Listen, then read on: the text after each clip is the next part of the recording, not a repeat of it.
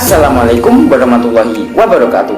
Saya Muhammad Rifki Maulana dengan NIM 1230831939198 akan menjelaskan tentang sejarah pendekatan behavioral.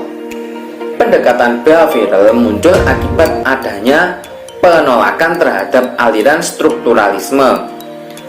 Karena menurut pendekatan behavior, metode introspeksi tidak dapat menghasilkan data yang objektif karena kesadaran menurut para behavioris yaitu sesuatu yang dubious, yaitu sesuatu yang tidak dapat diobservasi secara langsung. Pendekatan behavioral berakar dari eksperimen psikologi dan penelitian mengenai proses belajar pada manusia dan hewan.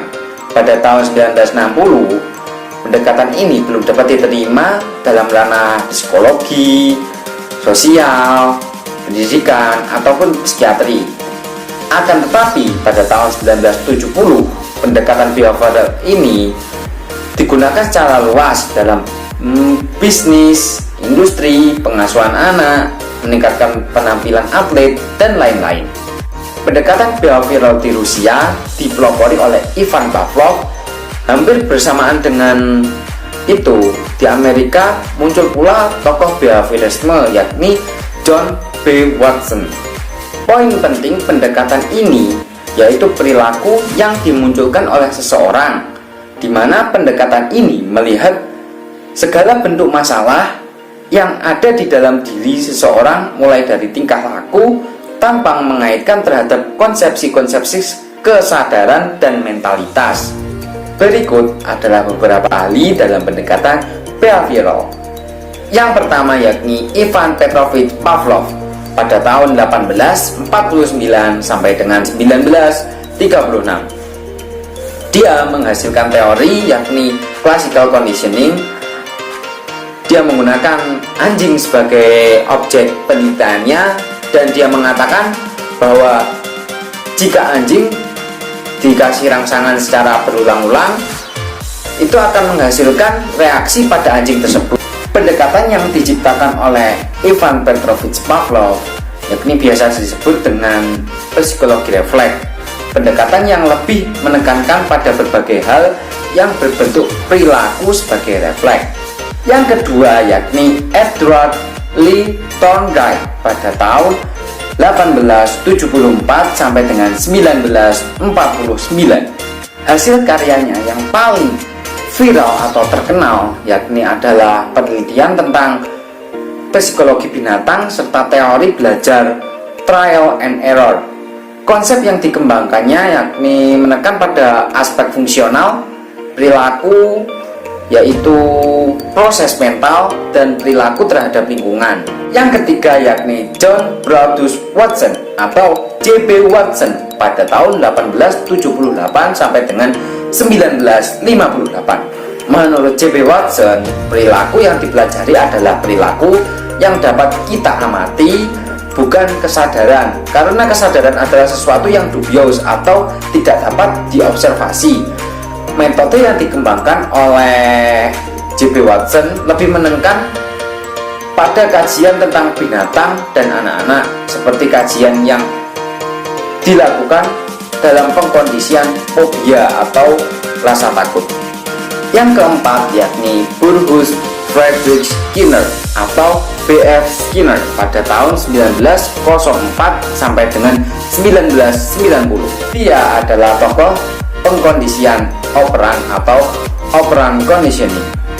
Untuk menguasai teori ini harus paham perilaku operan dan perilaku respon. Nah, sekarang kita menuju ke tentang pendekatan behavioral. Pendekatan ini itu yang pertama fokus pada perilaku, hubungan dengan lingkungan serta kondisi pribadi yang mempengaruhi. Ya, jadi itu. Yang kedua, asumsi dasar dari pendekatan ini itu adalah perilaku itu dipengaruhi oleh belajar yang terjadi pada konteks sosial. Yang ketiga, pendekatan itu beranggapan konsentrasi tingkah laku berasal dari belajar yang digeneralisasikan. Dan yang keempat, selain itu pendekatan ini tuh juga membahas ketidakkonsentrasian dan hal-hal yang lain. Biasa itu disebut dengan behavioral specificity seperti itu. Dan yang kelima, tujuan dari pendekatan ini itu adalah memodifikasi tingkah laku yang tidak diinginkan atau maladiktif yang menjadi tingkah laku yang positif atau adiktif. Dan kita pasti sudah tahu ya, maksud dari pendekatan behavioral itu lebih dikenal dengan istilah hadiah dan punishment atau reinformation dan punishment. Nah, tingkah laku adiktif itu akan diberikan reinformation atau hadiah untuk memberikan penguat agar kita itu akan mengulangi terus sampai nanti, sampai masa lalu yang perilaku positif tadi. Dan sebaliknya dengan yang tingkah laku maladiktif itu dihambat, dia itu diberi punishment agar tidak diulangi di kemudian hari, seperti itu. Nah, sekarang kita menuju ke asumsi umum dari pendekatan behavioral ini.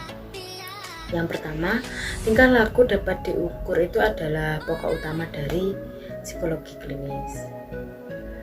Contohnya itu ketika orang fobia ketinggian, maka akan dilihat seberapa, pada ketinggian berapa seorang itu akan merasa takut, merasa cemas, seperti itu. Jadi pengukuran ini itu sangat objektif, dapat dipahami oleh beberapa orang. Dan yang kedua itu adalah selain faktor genetik dan biologis, faktor lingkungan itu adalah yang mempengaruhi perilaku seseorang. Jadi gen itu hanya bersifat umum, membentuk perilaku yang umum, dan itu akan dipengaruhi oleh proses belajarnya dan akan membentuk perilaku yang lebih spesifik itu seperti apa. Dan yang ketiga adalah dalam pendekatan ini metode riset empiris itu cara yang tepat dalam mengenal asesmen perkembangan dan modifikasi perilaku. Pendekatan ini tuh menuntun pada cara operasional penelitian, pada psikopatologi dan psikoterapi dengan eksperimen, lebih ke eksperimen seperti itu. Saya Lisa Hanifa akan melanjutkan penjelasan dari Mbak Rema, yakni asesmen klinis dan treatment sebaiknya didasarkan dari hasil riset empiris. Nah, pendekatan behavioral ini mendorong praktisioner untuk meneliti atau memeriksa dengan cermat bukti-bukti empiris tentang prosedur asesmen atau treatment sebelum memutuskan untuk menggunakannya, yaitu dengan memperhatikan bukti-bukti empiris yang ada. Kemudian, prinsip belajar yang sama menentukan baik perilaku yang bermasalah maupun yang tidak bermasalah.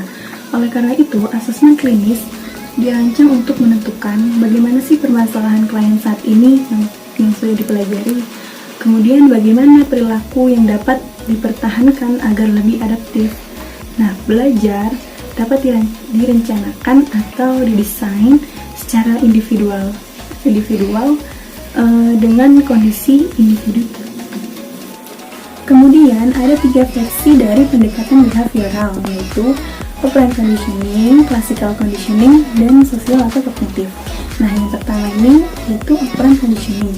Versi operant ini dari pendekatan behavioral merefleksikan dari ide Skinner, yang mana metode Skinner ini disebut sebagai functional analysis karena memfokuskan pada penggambaran dan penjelasan mengenai hubungan fungsional antara stimuli, respon, dan akibatnya. Kemudian yang kedua ini versi classical conditioning. Nah, versi ini ditunjukkan oleh tulisan Joseph Wolf dan Hans Essig. Mereka memfokuskan pada aplikasi prinsip-prinsip kondisional klasikal untuk memahami dan mengurangi penderitaan manusia, khususnya tentang kecemasan.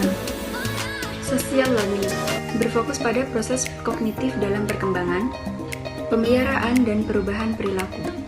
Tokoh yang memiliki pandangan ini yaitu Albert Bandura, yang menjelaskan dan menggambarkan bagaimana pengaruh sosial dan aktivitas kognitif mempengaruhi belajar.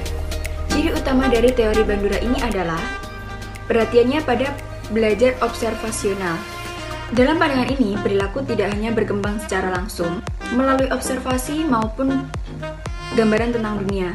Contohnya, Bandura menyatakan bahwa manusia dapat memiliki perilaku baru tanpa latihan, tetapi bisa dengan cara mengobservasi individu lain maupun mengobservasi model. Teori kognitif behavior yang lain memberikan perhatian pada beberapa faktor, antara lain bagaimana orang mengevaluasi dan menjelaskan perilakunya, dan bagaimana mereka yakin dengan peristiwa atau kejadian-kejadian tertentu di dunia ini dapat diatasi. Evaluasi terhadap pendekatan behavioral.